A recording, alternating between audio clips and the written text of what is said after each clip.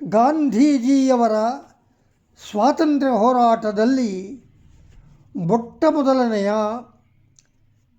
ಸತ್ಯಾಗ್ರಹ ಮಾಡಿದವರು ವಿನೋಬಾಜಿಯವರು. ಉಳಿದವರೆಲ್ಲ ಅನಂತರ ಯಾವಾಗಲೋ ಬಂದು ಸೇರಿದವರು. 4 ವೇದಗಳು 10 ಶಾಸ್ತ್ರಗಳನ್ನು ಅಧ್ಯಯನ ಮಾಡಿದವರು ವಿನಾಯಕ ಭಾವೆಯವರು, ಮಹಾರಾಷ್ಟ್ರದವರು. ಅವರ ತಾಯಿ ಕನ್ನಡ ನಾಡಿನ ಅವರು. ವಿನೋಬ ಕನ್ನಡ ನಾಡಿನಲ್ಲಿ ಬಹಳ ಕಾಲ ಇದ್ದರು. ಅವರ ಒಂದು ಉಪನಿಷತ್ ಅಧ್ಯಯನ ಎಂಬ ಗ್ರಂಥದಿಂದ ಈಗ ಬದುಕಿರುವ 95 ವರ್ಷದ ಪ್ರವೀಣಾ ಬೆಹನ್ ಎಂಬುವರು ಒಂದು ಕಾರ್ಡನ್ನು ನಮಗೆ ಹಾಕಿದ್ದಾರೆ. ಅದರಲ್ಲಿ ಆ ಉಪನಿಷತ್ ಅಧ್ಯಯನದಿಂದ ಒಂದು ಅಥರ್ವಣ ವೇದದ ಮಂತ್ರವನ್ನು ಹಿಂದಿ ಅನುವಾದದೊಂದಿಗೆ ಕಳಿಸಿದ್ದಾರೆ. ಆ ಅಥರ್ವಣ ವೇದ ಮಂತ್ರ ಇವತ್ತು ಎಲ್ಲರೂ ಈ ಭಯೋತ್ಪಾದಕತೆ ಪ್ರಪಂಚದಲ್ಲಿ ಹೆಚ್ಚಿರುವ ಈ ಕಾಲದಲ್ಲಿ ಅದನ್ನು, ಅದರ ಅರ್ಥವನ್ನು ಚಿಂತನೆ ಮಾಡಬೇಕು.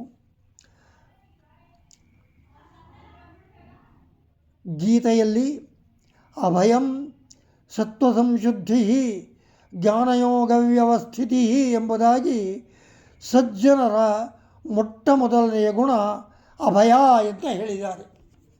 ಇನ್ನೊಬ್ಬರನ್ನು ಭಯಪಡಿಸುವುದೂ ಇಲ್ಲ, ಇನ್ಯಾರಿಗೂ ಭಯಪಡುವುದೂ ಇಲ್ಲ. ಇದು ನಮಗೆ ಮುಖ್ಯವಾದ ಗುಣವಾಗಿರಬೇಕು. ಶ್ರೀಕೃಷ್ಣ ಹೇಳಿದ ಭಾರತೀಯ ಸಂಸ್ಕೃತಿಯ ಮೊಟ್ಟ ಮೊದಲನೆಯ ಗುಣ ಇದು ಅಥರ್ವಣ ವೇದದಲ್ಲಿ ಇದೆ. ಆ ವೇದ ಮಂತ್ರವನ್ನು ನೀವು ಕಾರ್ಡನ್ನು ಫೋಟೋ ಬೇಕಾದರೂ ತೆಗೆದುಕೊಳ್ಳಬಹುದು.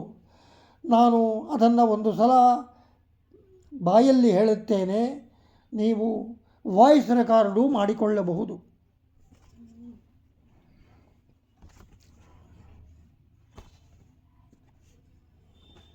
ನನಗೆ ಶೇಡ್ ಹೊಡೀತದೆ, ನೀವು ಹೇಳು.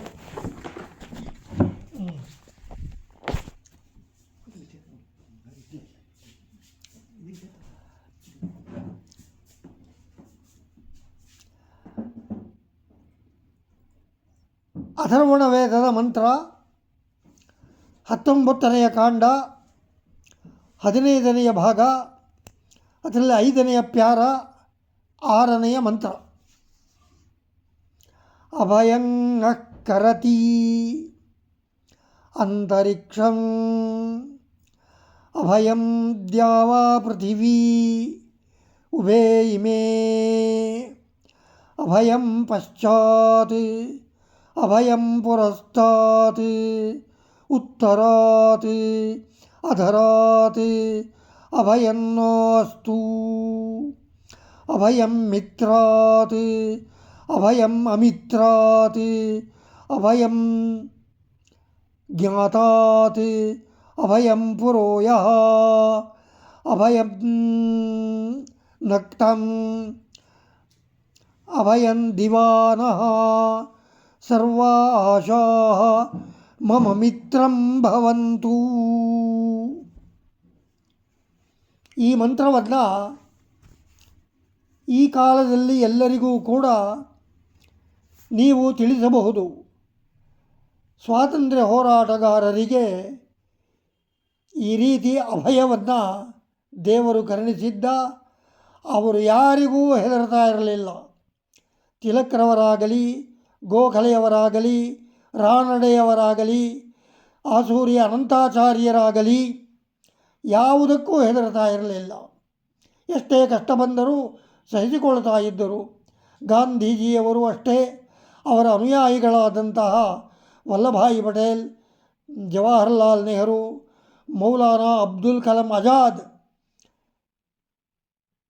ಮೊದಲು ಜಿನ್ನಾ, ಆಮೇಲೆ ಆಫ್ಘಾನಿಸ್ತಾನದ ಗಡಿನಾಡ ಗಾಂಧಿ, ರಾಜಾಜಿ ಚಕ್ರವರ್ತಿ ರಾಜಗೋಪಾಲಾಚಾರ್ಯರು, ಒಬ್ಬರೇ ಇಬ್ಬರೇ ಅನಂತಶಯನಂ ಅಯ್ಯಂಗಾರ್ಯರು, ನಮ್ಮ ಕರ್ನಾಟಕದಲ್ಲಿ ಎಷ್ಟೋ ಜನ, ಎಲ್ಲರೂ ಕೂಡ ಅದು ಯಾವುದೋ ಒಂದು ಮೊಂಡು ಧೈರ್ಯದಿಂದ ದೇವರು ಕರುಣಿಸಿದ ಈ ಅಥರ್ವಣ ವೇದದ ಅಭಯಂ ಅಭಯಂ ಅಭಯಂ ಎಂಬ ಒಂದು ಅಂಶವನ್ನು ಅವರು ತಮ್ಮಲ್ಲಿ ಅಡಗಿಸಿಕೊಂಡಿದ್ದರು. ಆದ್ದರಿಂದ ಸ್ವಾತಂತ್ರ್ಯ ಸಂಗ್ರಾಮದಲ್ಲಿ ಇವರೆಲ್ಲರೂ ಕೂಡ ಜಯ ಗಳಿಸಿ ತಮಗೆ ತಾವಾಗಿಯೇ ಇಂಗ್ಲೀಷ್ನವರು ಭಾರತವನ್ನು ಬಿಟ್ಟು ಹೋಗೋದಕ್ಕೆ ಕಾರಣರಾದರು. ಈ ವಿಚಾರವನ್ನು ಸುಭಾಷ್ ಚಂದ್ರ ಬೋಸರು ಒಂದು ಮಿಲಿಟರಿಯನ್ನು ಅವರೇ ತಯಾರು ಮಾಡಿದಾಗ ಇಂಗ್ಲೀಷ್ನವರು ಯುರೋಪಿನ ಹಿರಿಯರಿಗೆ ಬರೆದ ಒಂದು ಪತ್ರದಲ್ಲಿ ಈ ಅಂಶವಿದೆ. ಇಂಗ್ಲೀಷ್ನವರಿಗೆ ಭಯ ಬಂದದ್ದು ಏಕೆ ಅಂದರೆ, ಈ ಅಭಯ ಎಂಬ ಗುಣದಿಂದ ಭಾರತೀಯ ಕಾಂಗ್ರೆಸ್ನವರೆಲ್ಲರೂ ಕೂಡ ಅಹಿಂಸಾತ್ಮಕವಾಗಿ ಎದುರಿಸಿದ್ದರಿಂದ. ಇದರಲ್ಲಿ ಒಳಗೆ ಏನು ನಡೆದಿತ್ತು ಅಂದರೆ, ಭಾರತೀಯ ಸೈನ್ಯದಲ್ಲಿ ಭಾರತೀಯರು ಯಾರ್ಯಾರಿದ್ದರೋ ಅದರಲ್ಲಿ ಹಿಂದೂ ಇರಬಹುದು, ಮುಸ್ಲಿಂ ಇರಬಹುದು ಮತ್ತು ಸಿಖ್ಖರಿರಬಹುದು. ಇವರೆಲ್ಲರೂ ಕೂಡ ಇಂಗ್ಲೀಷ್ನವರ ಮಾತನ್ನು ಕೇಳಕೂಡದು ಎಂಬ ಉದ್ದೇಶವನ್ನು ಸುಭಾಷ್ ಚಂದ್ರ ಬೋಸರ ಉಪದೇಶದಿಂದ ಪಡೆದಿದ್ದರು. ಈ ಸೈನ್ಯವನ್ನು ಇಟ್ಟುಕೊಂಡು ಸ್ವಾತಂತ್ರ್ಯ ಚಳವಳಿಯನ್ನು ಅಡಗಿಸುವುದಕ್ಕೆ ಆಗುವುದಿಲ್ಲ ಎಂಬ ಭಾವ ಇಂಗ್ಲೀಷವರಿಗೆ ಬಂದದ್ದರಿಂದ ಈ ಕಾರಣದಿಂದ ನಾವು ಸ್ವರಾಜ್ಯವನ್ನು ಕೊಟ್ಟಿದ್ದೇವೆ ಎಂಬುದಾಗಿ ಬರೆದಿದ್ದಾರೆ. ಇದನ್ನು ನೀವು ಮರೆಯಬೇಡಿ ಈ ಅಂಶವನ್ನು. ಹೀಗೆ ಸ್ವಾತಂತ್ರ್ಯ ಚಳವಳಿ ಒಂದು ರೀತಿಯಲ್ಲಿ ಅಹಿಂಸಾತ್ಮಕವಾಗಿ ನಡೆದು ನಮಗೆ ಅಭಯ, ಇಂಗ್ಲೀಷ್ನವರಿಗೆ ಭಯ ಏರ್ಪಟ್ಟಿತು. ಈ ಅಂಶವನ್ನು ನೀವು ಈ ಸ್ವಾತಂತ್ರ್ಯೋತ್ಸವದಲ್ಲಿ ಕಿತ್ತೂರು ರಾಣಿ ಚೆನ್ನಮ್ಮನ 200 ವರ್ಷದ ಉತ್ಸವದಲ್ಲಿ ಎತ್ತಿ ಹೇಳಬಹುದು. ಏಕೆ ಅಂದರೆ ಕಿತ್ತೂರು ರಾಣಿ ಚೆನ್ನಮ್ಮನಿಗೆ ಇಂಗ್ಲೀಷವರು ಹೆದರಿದ್ದರು. ಅದೇ ರೀತಿಯಲ್ಲಿ ಸ್ವಾತಂತ್ರ್ಯ ಸಂಗ್ರಾಮದಲ್ಲೂ ಆಗಿದೆ. ರಾಷ್ಟ್ರದ ಎಲ್ಲ ಜನರಿಗೂ ಕೂಡ, ಎಲ್ಲ ಜಾತಿಯ ಜನರು, ಎಲ್ಲ ಧರ್ಮದ ಜನರು, ಹಿಂದೂಗಳು, ಅನೇಕ ಕ್ರಿಶ್ಚಿಯನ್ನರು, ಭಾರತೀಯ ಕ್ರಿಶ್ಚಿಯನ್ನರು ಕಾಂಗ್ರೆಸ್ಸಿಗೆ ಸೇರಿದ್ದರು. ಇವರೆಲ್ಲರಿಗೂ ಕೂಡ ನಾವು ಹಳ್ಳಿಯ ಜನರಿಗೂ ಕೂಡ ನಾವು ಈಗ ಸ್ವಾತಂತ್ರ್ಯ ಸಂಗ್ರಾಮದ ಉತ್ಸವದಲ್ಲಿ ಧನ್ಯವಾದವನ್ನು, ಅವರು ಬದುಕಿದಾರೋ ಇಲ್ಲವೋ ನಮಗೆ ಗೊತ್ತಿಲ್ಲ, ಆದರೆ ಅವರ ವಂಶದವರೆಲ್ಲ ಇದ್ದಾರಲ್ಲ, ಈಗ ಅವರಿಗಾದರೂ ನಾವು ಸಹಾಯ ಮಾಡುವಂತೆ ನಾವು ಒಂದು ಪ್ರೋಗ್ರಾಮನ್ನು ಹಾಕಿಕೊಳ್ಳಬೇಕು ಎಂಬುದಾಗಿ ನನ್ನ ಮನಸ್ಸಿನಲ್ಲಿ ಈಗ ತೋರ್ತಾ ಇದೆ. ಅದು ಸಾಧುವಾದರೆ, ಸಾಧ್ಯವಾದರೆ ಮಾಡಬಹುದು. ಕೃತಜ್ಞತೆಯನ್ನು ಸಲ್ಲಿಸುವುದಕ್ಕೆ ಯಾವ ಕಾಲದಲ್ಲಿ ಯಾರಿಗೆ ಬೇಕಾದರೂ ನಾವು ಕೃತಜ್ಞತೆ ಸಲ್ಲಿಸಬಹುದು.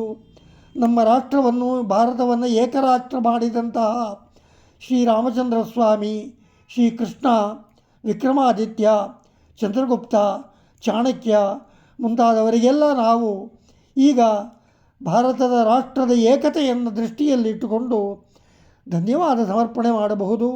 ವಿಷಯ ಎಷ್ಟೋ ವಿಸ್ತಾರವಾಗಿದೆ. ನಾನು ಸಂಕ್ಷೇಪವಾಗಿ ನನ್ನ ಮನಸ್ಸಿನ ಭಾವವನ್ನು ನಿಮ್ಮಲ್ಲಿ ವಿಜ್ಞಾಪನೆ ಮಾಡಿದ್ದೇನೆ. ವಿನಯದಿಂದ ಹೇಳ್ತಾ ಇದ್ದೇನೆ. ನಾನು ನಿಮ್ಮನ್ನು ಬಲಾತ್ಕಾರ ಮಾಡ್ತಾ ಇಲ್ಲ, ಕ್ಷಮಿಸಬೇಕು. ನನ್ನ ಮಾತನ್ನು ಆಲಿಸಿ ಕೇಳಿದರೆ ಸಾಕು, ನನಗೆ ಅದೇ ಬಹುಮಾನ. ಶ್ರೀಮತೆ ರಾಮಾನುಜಾಯ ನಮಃ.